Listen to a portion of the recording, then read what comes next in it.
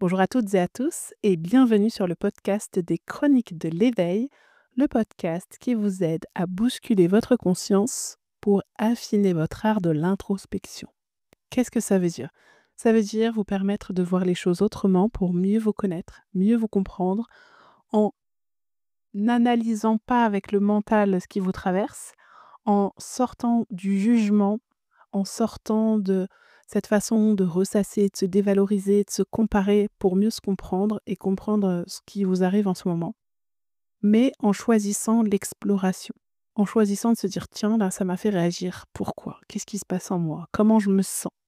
En partant de ce que vous ressentez aujourd'hui pour faire le lien avec ce que vous avez vécu hier. Et donc, en ce moment, je vous propose une mini-série qui s'appelle Le chemin de la résilience. Pour tout vous dire, je ne sais pas combien il va y avoir d'épisodes. En fait, je me laisse guider. C'est un petit peu comme si je canalisais en fonction de ma propre expérience, mais aussi de l'expérience des personnes qui m'entourent, que j'accompagne, etc. Comment, dans la vie, eh bien, justement, on vit ces moments où on a vécu un traumatisme. Donc je rappelle qu'un traumatisme, c'est quelque chose qui a été trop pour nous. C'est pas forcément quelque chose de très grave aux yeux du monde, mais qui a été grave pour nous, qui a créé une douleur, une souffrance, une émotion qui a été, trop forte et que parfois notre système nerveux a bien dissimulé. Donc c'est parti de là, en fait, le premier épisode sur cette mini-série. C'est qu'on a, caché bien profondément cette émotion et qu'aujourd'hui on la porte partout, dans nos réactions, dans notre regard, notre attitude. Elle nous colle à la peau et parfois elle nous colle à notre identité alors que, en réalité, quand, on se connecte à ce qu'il y a de plus profond en nous, à notre essence, on se rend compte qu'on a envie d'être autre chose, on a envie de ressentir autre chose. Et donc, dans cette mini-série, on va voir comment on explore cette émotion, comment on explore nos réactions, comment le fait d'être honnête vis-à-vis de soi et de remettre chaque émotion à sa place en la vivant en pleine conscience et en pleine confiance parce qu'on connaît sa physiologie, on a compris qu'on a un système de survie qui vient nous faire réagir pour nous protéger. Comment on peut choisir de déprogrammer certaines choses, comment on peut utiliser des actes symboliques pour ne plus porter nos loyautés familiales, nos traumatismes transgénérationnels aussi. Comment on peut prendre ce temps de solitude sans le subir, mais au contraire pour se reconstruire, pour guérir, comment on peut utiliser ce moment avec soi pour plonger pleinement en soi sans avoir peur d'être jugé, pour oser se dévoiler à nous-mêmes, pour se dévoiler aux autres. Et aujourd'hui justement, il est question des autres. Comment on fait quand, après avoir exploré tout ça, donc dans l'épisode juste avant, je vous proposais des outils et des ressources que j'utilise et que j'ai moi-même utilisés pour moi, pour traverser tout ça. J'ai pas parlé de tous les outils, hein, j'avais fait un autre épisode sur, les ressources que j'utilisais en introspection.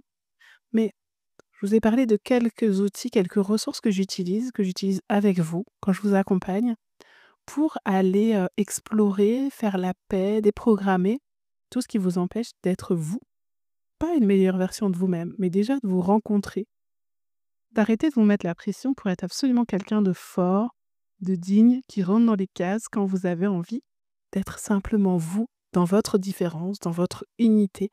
Et plus je suis au contact des autres, plus je me rends compte que ça n'existe pas en fait, cette fameuse personne normale, selon la norme qu'on nous impose. Parce que déjà les normes, vues par les uns et par les autres, elles sont différentes.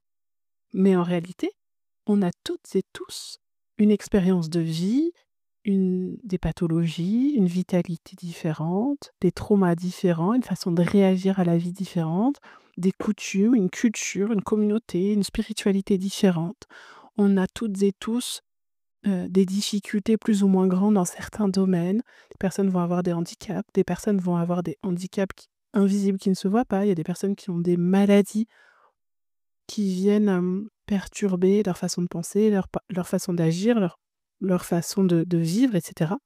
Donc en réalité, ça n'existe pas quelqu'un qui est normal selon, ce qu'on essaye de nous faire croire. Et donc c'est pour ça que je pense que ça me donne tellement envie de dire: «Mais la seule normalité qui doit exister, c'est la tienne, selon tes codes, selon ta vérité.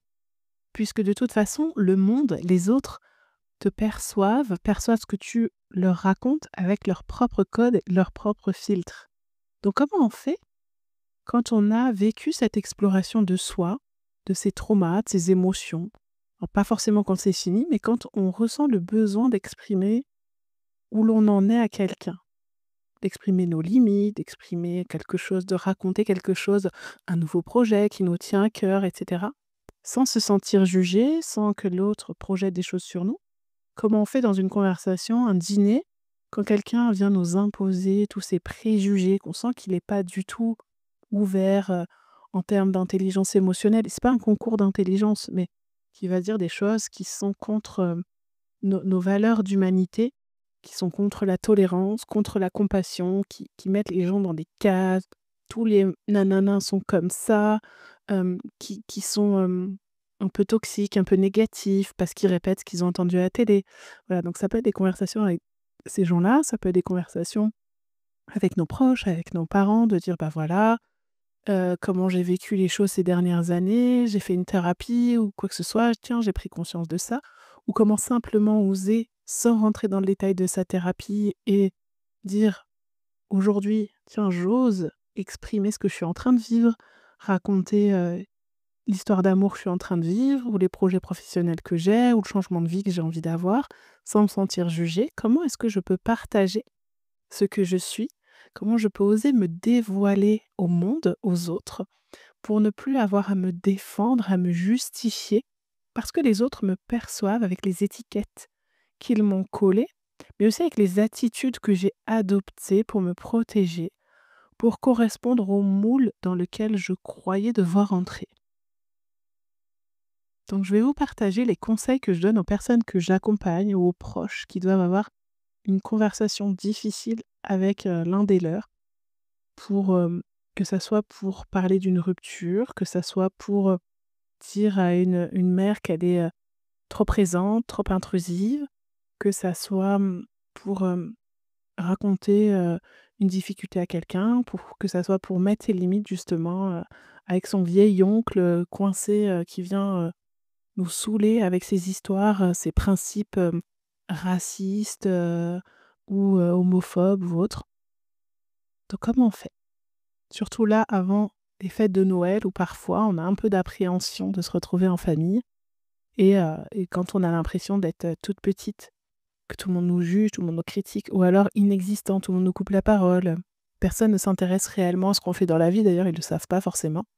Eh bien comment on fait pour se sentir à sa place, pour oser exprimer ce qu'on a envie de dire, pour ne plus se laisser, se laisser, perturber justement par le fameux charisme des autres? Comment on fait pour ne plus s'effacer? Alors je vais vous dire ce que je partage et ce que je vis moi, ce que j'ai mis en application, ce que j'ai compris. Ce n'est pas une vérité, mais ça peut peut-être vous aider. Donc comme on est sur ce chemin de la résilience, on a été voir ses émotions, on est honnête avec soi. Donc soyons honnêtes et maintenant qu'on a recréé le lien avec soi, recréons le lien avec les autres pour être connecté au monde et pouvoir contribuer au monde comme l'humain a envie de le faire. Ce qui est déjà important, c'est de savoir quelle est l'intention de notre message. Donc, si on prépare une conversation délicate avec quelqu'un, on a une révélation à lui faire. Cette intention, on a intérêt à la préparer. Est-ce que mon but, c'est que mon message soit entendu? Est-ce que mon but, c'est que la personne s'excuse parce qu'elle a été trop loin? Est-ce que mon but, c'est juste d'exprimer ma vérité? En fait, le fait d'être pleinement aligné entre ce qu'on pense, ce qu'on dit, ce qu'on est, etc., fait que quand on va s'exprimer, même si c'est un peu dur, même si d'ailleurs on va plus trop mettre de blabla autour pour, comme si on se justifiait, on s'excusait d'oser dire notre vérité. On va dire les choses cash, que ça plaise ou non. Parfois, on va parler comme les autres nous parlent, surtout quand c'est des gens qui sont assez cash. Pourquoi est-ce que nous, on prendrait des gants? Donc, on va sortir les choses naturellement, mais sans en avoir honte, sans être mal à l'aise. Et en fait, comme les gens sont aussi un peu cash, ils peuvent mal le prendre parce qu'ils sont pas habitués à ce qu'on soit cash avec eux. Mais si on n'est pas là dans une démonstration de dire: «Attends, je vais t'imposer ma vérité, je vais te dire que tu as tort» et cetera, et qu'on est juste là pour dire: «Moi, je suis pas d'accord avec toi, moi, je peux pas te laisser dire ça parce que quand tu dis ça, en fait, tu blesses les gens qui sont autour de la table. Quand tu dis ça, tu manques de respect à telle personne. Quand tu dis ça devant mes enfants, ça correspond pas du tout à l'éducation et à ce que j'ai envie qu'ils entendent. Donc s'il te plaît, ton avis, tu te le gardes, tu peux le crier sur tous les toits où tu veux, mais pas quand je suis là et pas quand il y a mes enfants». C'est des choses que vous allez dire naturellement et en fait, comme ça vient du cœur, pas avec de la colère, pas pour imposer quoi que ce soit, mais ça va être ferme. Vous savez, parfois avec les enfants, c'est pareil, on va leur répéter quelque chose 10 fois, puis on va changer de ton et d'un coup, ils vont comprendre et ils vont faire ce qu'on leur demande. Et bien là, le but, c'est pas d'être un tyran, c'est pas de vouloir montrer qu'on est meilleur que les autres, c'est simplement d'exprimer sa vérité. Et je vous assure que quand justement vous dites simplement les choses, même à un client ou à une amie, voilà, j'ai besoin pour le moment, moi ça m'est déjà arrivé de dire: «J'ai besoin, de plus de temps pour travailler pour moi, là, sur mes projets, j'ai moins de temps à te donner. Donc c'est pas que je veux pas te parler et cetera, mais là, ma priorité pour le moment, c'est de développer mon entreprise ou de m'occuper de mes rendez-vous ou je ne sais quoi, de m'occuper de mes enfants et je préfère être claire avec toi pour te dire que je n'ai plus ce temps à ta disposition en ce moment et parce que, de toute façon, je vais pas te répondre ou alors si je te réponds, je ferai autre chose en même temps. Ça va pas être agréable pour toi». Donc exprimer les choses à une amie, à une cliente en disant: «Là, c'est pas possible en fait, vous m'aviez dit que vous alliez me régler à telle date, vous le faites pas ou ça fait plusieurs fois que vous annulez, le rendez-vous au dernier moment. Vous savez que, bah, à cause de ça, j'ai pas pu, parce que je vous avais réservé le créneau, j'ai pas pu, le donner à quelqu'un d'autre et c'est pas très respectueux pour cette personne qui en avait besoin, c'est pas respectueux pour moi, je me sens pas respectée, donc s'il vous plaît, la prochaine fois, faites les choses autrement». Quand on exprime sa vérité, je vous assure que vous ne coupez pas le lien avec la personne. Parce que vous lui montrez que vous la voyez et en fait, en vous respectant et en ne lui manquant pas de respect, il y a un lien quand même de confiance qui se crée. C'est de lui dire: «Voilà, si tu veux me respecter, voilà quelles sont les règles» et généralement ça se passe très bien.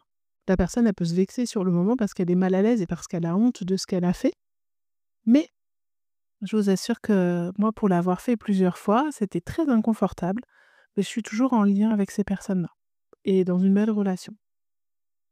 Comment on fait donc quand on a une conversation plus importante avec un parent, à lui révéler quelque chose par exemple? Eh bien, quelle est l'intention de mon message? Parce que c'est ce qui va diriger votre façon de parler. Vous n'allez pas, laisser la personne partir sur une autre piste ou s'énerver et cetera, si le but de la conversation, c'est de créer du lien, de lui confier quelque chose qui est important pour vous, par exemple. Donc quelle est mon intention? Ensuite, pour que la personne ne soit pas en vigilance, ne se sente pas attaquée, ne soit pas sur la défensive, parce qu'on a toujours peur, vous savez, cette fameuse phrase «faut qu'on parle», elle fait flipper tout le monde. Donc si vous êtes en conflit en ce moment avec quelqu'un, vous avez pris de la distance, la personne, elle sait qu'il y a quelque chose qui cloche, en fait, dans la relation. Elle sait pas trop pourquoi et vous voulez avoir cette conversation avec elle. Vous allez avoir besoin de recréer un lien de sécurité, de recréer une connexion. Il ne faut pas aller la voir quand vous êtes en colère. Il faut pas aller la voir quand vous êtes fatigué, que vous êtes à bout, et cetera, impatiente ou je ne sais quoi. Faut y aller quand vous êtes ce qu'on appelle en vagal ventral, dans un état, de sécurité, de confiance, lucide, simple. Vous êtes en paix, vous n'êtes pas en vigilance. Bien sûr, vous risquez de ressentir un stress si vous êtes en ce moment un peu en conflit avec cette personne ou si vous avez peur de la réaction de cette personne. Mais si l'objectif, c'est de montrer à cette personne: «Je t'aime, mais est-ce qu'on peut, réadapter, les règles de notre relation ou est-ce que je peux te confier cette information sur moi qui est très importante et c'est important pour moi de te la partager. J'ai envie que tu me respectes, que tu respectes ce choix que je fais et que tu continues à m'aimer. J'ai envie de recréer ce lien où j'ai envie de pouvoir te dire que ça me dérange, mais sans que ça crée une rupture dans notre relation». Il faut que la personne se sente en sécurité. Donc vous allez commencer par lui rappeler à quel point elle compte pour vous, à quel point elle est importante pour vous, à quel point si vous prenez ce temps pour elle, pour, échanger avec elle, c'est parce que c'est important pour vous, que la qualité de cette relation, elle est importante pour vous. Et après, vous allez pouvoir exprimer en disant: «Je, voilà ce que je ressens quand, ah, voilà ce que je voulais te partager. J'ai peur que tu prennes mal cette nouvelle et je comprendrai, mais sache que ce n'est pas contre toi. Quand tu réagis comme ça, j'ai la sensation que, mais peut-être que je me trompe.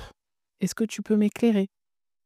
Et en fait, si vous suivez un petit peu la communication non violente, sinon je vous invite à aller le faire, vous allez trouver plein de ressources sur internet et en fait, l'objectif, c'est pas de vous faire un cours de communication non violente, mais plutôt de vous expliquer comment nos systèmes nerveux fonctionnent pour que la personne en face, elle se sente en sécurité. On doit co-réguler nos systèmes nerveux. C'est-à-dire qu'on n'a pas besoin de parler. Vous le savez, si vous êtes dans une pièce, il y a quelqu'un qui déboule en étant en colère, eh bien ça va vous énerver, ça va agir sur, votre état.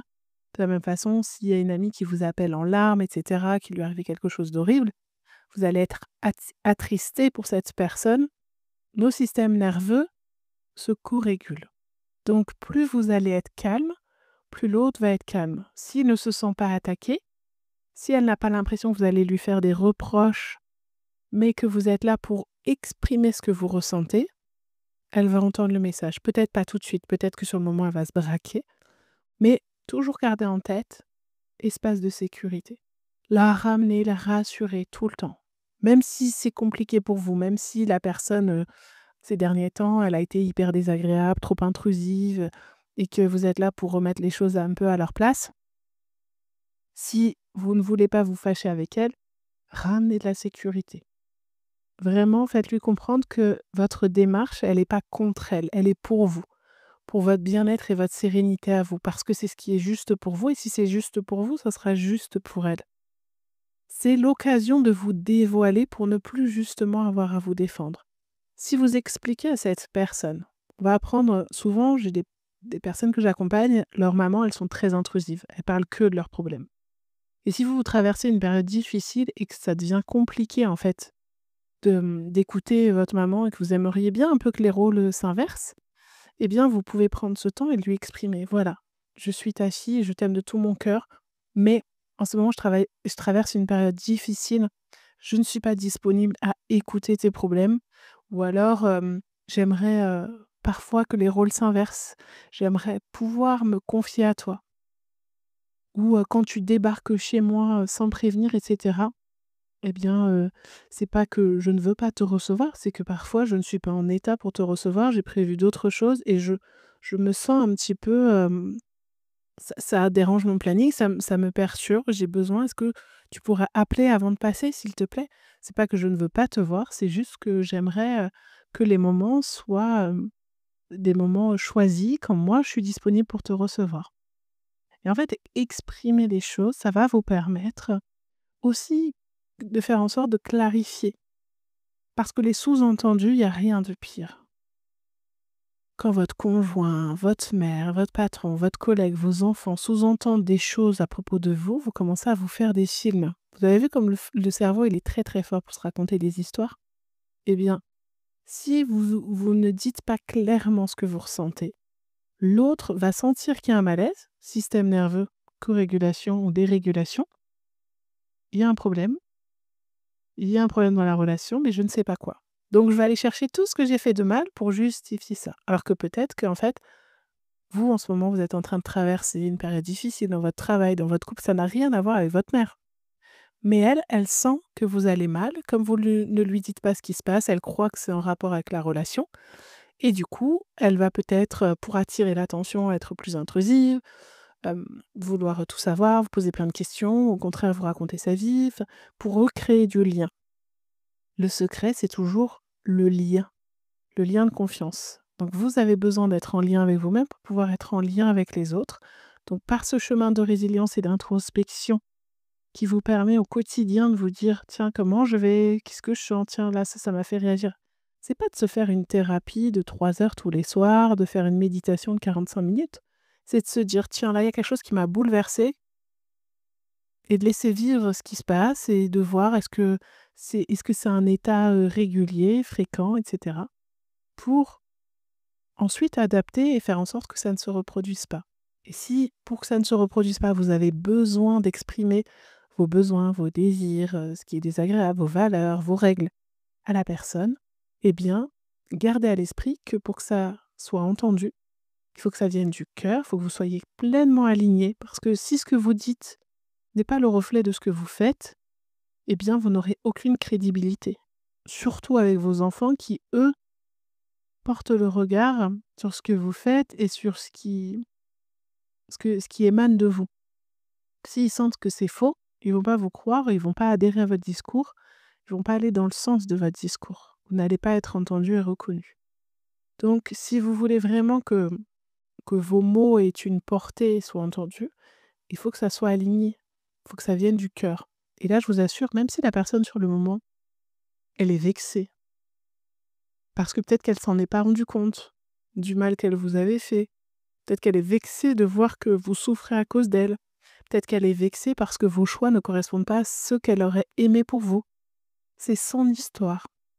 C'est ses blessures, c'est à elle de gérer ça, pas à vous. Vous, vous avez été honnête, vous avez été transparente. Après avoir été honnête avec vous, vous êtes honnête avec les autres. Et vous allez vous rendre compte que finalement, c'était pas si grave. Les retombées n'étaient pas forcément celles que vous craignez. Et que plus vous allez vous dévoiler dans des conversations, même face à des inconnus, quand ils vont vous dire tiens, bonjour, qu'est-ce que tu fais dans la vie, quelle est ta vie? Et que peut-être qu'avant vous aviez honte de dire bah, je suis célibataire, ou en ce moment je suis sans emploi, ou en ce moment je suis entrepreneur mais j'ai pas de clients, ou je viens de traverser telle période dans ma vie, etc. Eh bien, avant vous aviez honte de le dire, vous évitiez peut-être le sujet, et plus vous allez vous dévoiler par des petites choses, raconter que vous aussi vous êtes vulnérable, vous aussi vous êtes stressé en ce moment, vous aussi vous êtes inquiète pour telle situation, et bien peut-être ça va créer du lien avec la personne en face parce qu'elle, elle traverse la même chose. Donc elle vous comprend. Peut-être pas exactement de la même façon, mais en fait ça crée du lien parce que vous ne vous sentez plus seul et elle non plus. Et donc c'est pour ça qu'on dit que se dévoiler évite de se défendre, parce que si vous cachez qui vous êtes et ce que vous ressentez, la personne en face, elle n'arrive pas à vous saisir, à savoir qui vous êtes.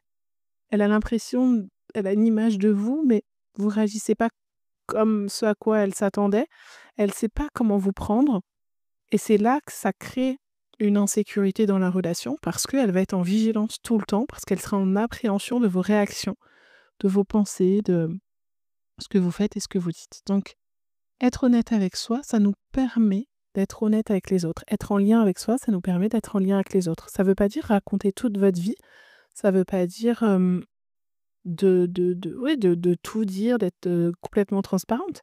Ça veut dire juste que vous avez cette sécurité, cette paix intérieure qui fait que vous savez que ce que vous allez dire globalement correspond à ce que vous pensez, à ce qui est important pour vous.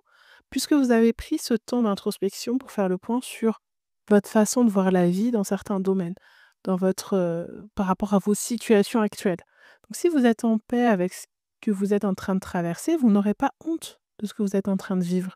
Même si c'est en dehors de la norme de ce qui se fait d'habitude, c'est pas conventionnel, mais si vous l'assumez, si vous êtes en paix avec ça, si vous savez que c'est passager, que c'est juste un état, que vous ne restez pas coincé dans toutes ces histoires que vous racontez par rapport à ça ou à ce que les gens pourraient en penser, eh bien vous allez voir que ça va être très bien pris. Et que peut-être justement ça va attirer de la solidarité, qu'il va y avoir un échange qui va se faire avec ces personnes-là, une écoute, qu'elles vont être disponibles pour vous comme vous l'êtes pour d'autres personnes. Donc, je vous assure qu'à chaque fois que j'ai dit aux gens, prends ce temps pour avoir cette conversation avec cette personne, pour être honnête avec elle. Pense toujours à la laisser en sécurité, pour ne pas qu'elle soit en vigilance, pour ne pas qu'elle se sente attaquée. Eh bien, les personnes après, elles m'ont dit, mais ça s'est super bien passé. Et en fait, c'était fou le contraste entre l'appréhension d'avoir cette conversation et puis après, c'était comme une évidence en fait. Elles ont réussi à avoir une conversation, tout s'est bien passé. Alors parfois, ça peut être tumultueux, il peut y avoir de l'émotion. Et c'est pour ça que je vous dis, la communication non violente, c'est très bien, mais attention quand vous allez vous exprimer à ne pas être là avec des phrases toutes faites. «Oui, alors là, mon besoin de machin n'est pas nourri, tu comprends?» Si vous parlez pas comme ça d'habitude, la personne, ça va créer une insécurité, une vigilance. Elle va pas vous croire, surtout si elle est pas du tout ouverte à tout ça. Dire: «Attends, arrête de jouer ta psy là, tu gentil mais ça m'intéresse pas. Tu es en train de me la faire à l'envers là, il y a quelque chose qui va pas». Donc réellement, soyez vous-même et si, vous êtes dans l'émotion, bah, vous êtes dans l'émotion. Justement, vous montrez votre émotion, vous montrez à quel point ça vous blesse et c'est pour ça que je vous disais remettre les émotions à leur place va permettre, au moment de la conversation, de vivre les émotions telles qu'elles vous traversent. Parce que parfois, on va se dire: «Non, non, mais attends, faut pas que je lui montre là que je suis dans l'émotion». Donc on se retient, il y a quelque chose qui sonne faux et paf, on coupe le lien avec la personne. La personne, elle va se faire des films, alors qu'en fait, vous étiez juste en train de vous protéger, pour ne pas vous montrer vulnérable. Alors que si vous montrez votre vulnérabilité à la personne en face, même si c'est votre patron, même si c'est votre mari, votre mère et cetera, si elle a aucune humanité face à vous, bon, bah, à la limite, ça vous donne une idée de à qui vous avez affaire. Mais si c'est quelqu'un qui tient à vous, il va être forcément touché par votre émotion, par votre humanité, par votre sensibilité, par votre vulnérabilité. Et c'est pas la même chose qu'à un moment donné, confier quelque chose sur soi et se dévoiler, être dans l'émotion et être tout le temps hystérique, s'effondrer, hurler et cetera. Savoir mesurer ses émotions justement, ça vous permet de vous, de les prendre au sérieux pardon, de les accueillir, de les exprimer, de les incarner et de vous en libérer pour pas qu'elles restent coincées à l'intérieur et donc pas avoir à les porter et ne pas réagir avec cette émotion systématiquement et ça permet aux personnes en face, bah, d'avoir une certaine crédibilité, de comprendre ce que vous êtes en train de vivre sincèrement parce que ça vient forcément résonner. Vous parlez à des humains. Les humains ont tous des émotions, à part ceux qui ont des problèmes, psychiatriques. Mais les humains avec qui vous interagissez, normalement, ils ont des émotions et si vous comptez un minimum pour eux, ils vont respecter cette émotion. Si vous arrivez à créer cet espace de sécurité, ils vont être à l'écoute. Si vous voulez que je vous aide à explorer tout ça, à préparer cette conversation pour vous sentir pleinement, confiante avec, des ressources qui peuvent vous aider, vous accompagner, à exprimer ce que vous ressentez ou à ne pas avoir peur d'exprimer votre avis, votre vérité, en réunion, avec vos proches. Je vous invite, il y a l'atelier «Prends ta place». Ça, c'est surtout pour se libérer du regard et des chaînes, de la famille quand on se sent toute petite et là, avant les vacances, avant les fêtes de fin d'année, ça peut être, vraiment une grande clé, une grande aide de vous permettre de déprogrammer certaines croyances, certaines difficultés, certaines insécurités liées à cette sensation d'être toute petite face aux autres et à pas oser exprimer qui vous êtes.